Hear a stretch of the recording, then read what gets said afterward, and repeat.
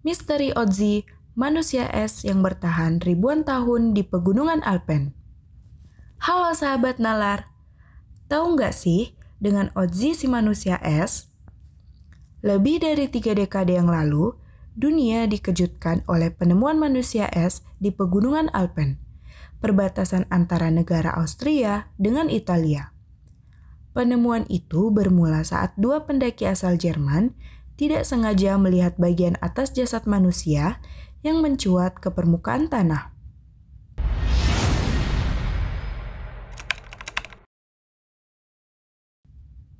Otzi sang manusia es. Begitu para ilmuwan menjuluki penemuan yang fantastis dan fenomenal ini. Berdasarkan hasil uji karbon, menunjukkan umur Otzi sekitar 5.300 tahun yang lalu. Dia hidup pada masa prasejarah. Manusia itu ditemukan dalam kondisi hampir utuh dengan beberapa peralatan atau artefak di dekatnya. Temuan ini tentu memberikan informasi yang sangat penting terkait upaya reka ulang kejadian pada masa silam.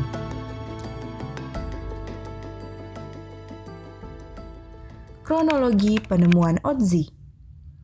Otzi ditemukan pertama kali oleh Helmut dan Erika Simon yang sedang melintas di pegunungan Alpen. Kedua pendaki tersebut kembali setelah menggapai puncak Finalspitze pada ketinggian 3.516 mdpl.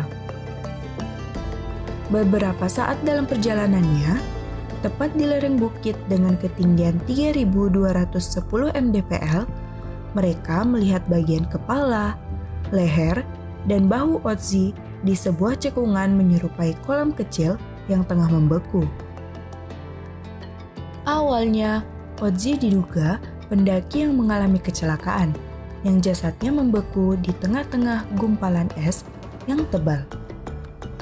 Akan tetapi, hasil penyelidikan menunjukkan jika Otzi merupakan manusia prasejarah yang terawetkan secara alami di tengah-tengah glaser. Otzi memiliki ciri bertubuh kurus, tinggi badan 157 cm, dengan mata berwarna coklat, rambut berwarna coklat tua, dan kulit khas Mediterania. Dugaan kematian Otzi. Penemuan Otzi menjadi suatu fenomena yang unik dalam penelitian arkeologi.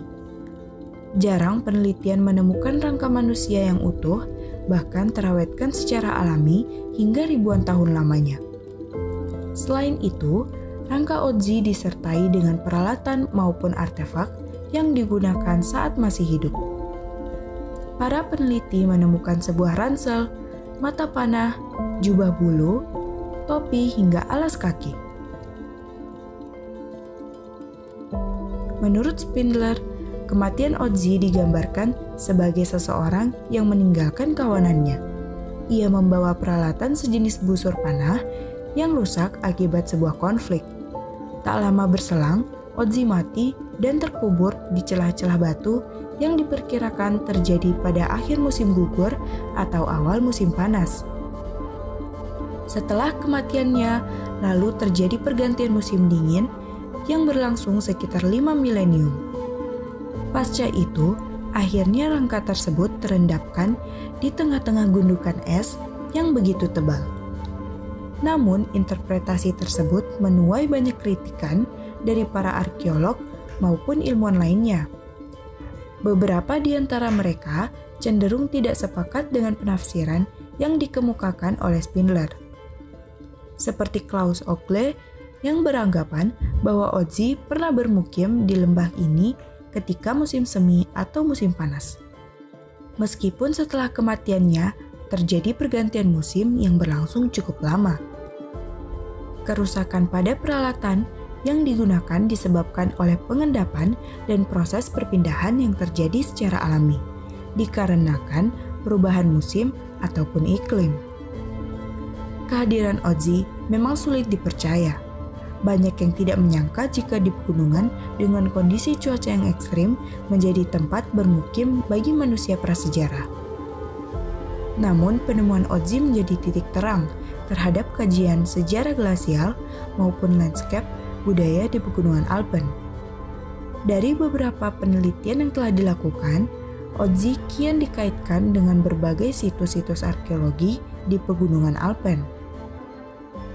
Otzi diduga punya keterkaitan yang erat dengan sebagian besar situs arkeologi yang diduga sebagai tempat perkemahan sementara, berburu dan meramu, mengembala hewan, perdagangan dan jalur lintas tiap komunitas masyarakat yang hidup di area pegunungan tersebut. Demikian penjelasan mengenai Otzi si manusia es. Jangan lupa like dan share jika konten ini menarik. Dan jangan lupa subscribe dan tekan notifikasi biar tidak ketinggalan informasi seputar kehidupan manusia di masa lampau.